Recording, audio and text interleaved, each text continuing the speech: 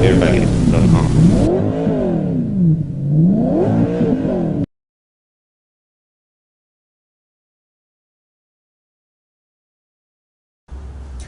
Now we're going to show you the complete assembly that we've already done for you. You get it as a complete unit, excuse me, as shown, and here is how it's built.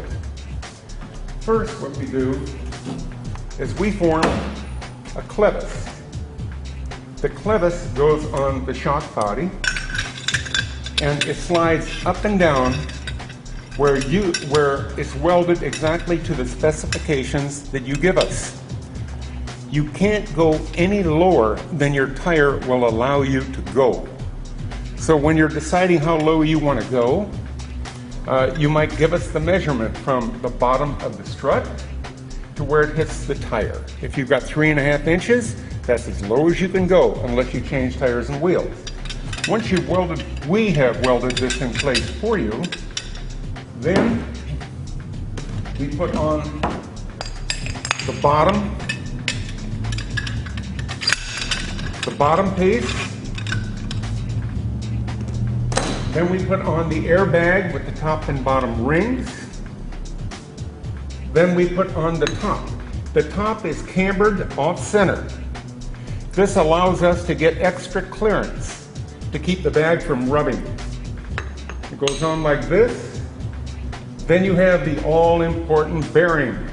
The bearing that our friend that talked bad about us on a strut video, the bearing he didn't install properly.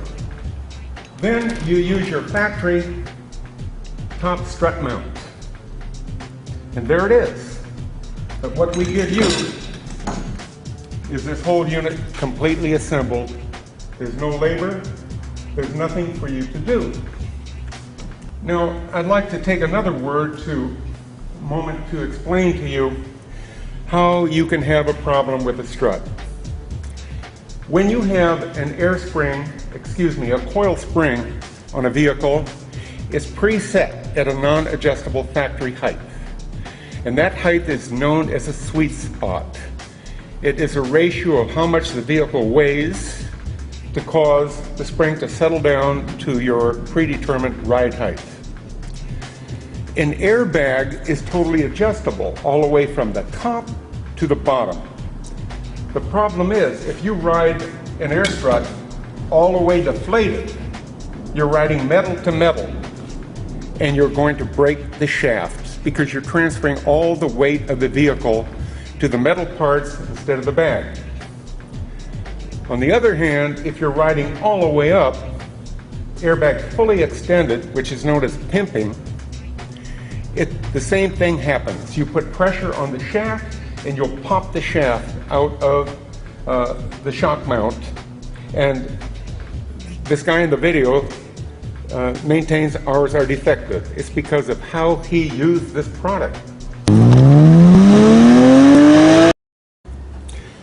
Another thing I'd like to point out is that our struts come with a 7/8 inch shaft as opposed to 5/8 and smaller on original equipment.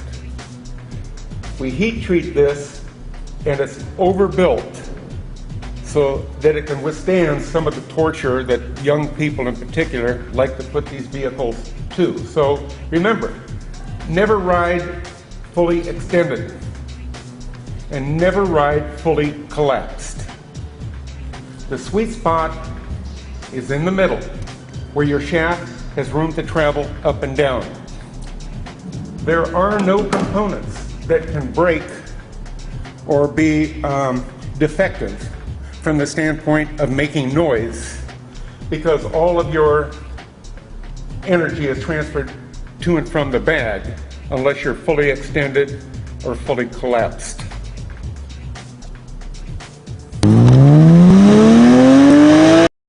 Doesn't it make a lot more sense to take our patented strut that is 100% assembled, absolutely no labor whatsoever, except to remove the old strut and put in the new?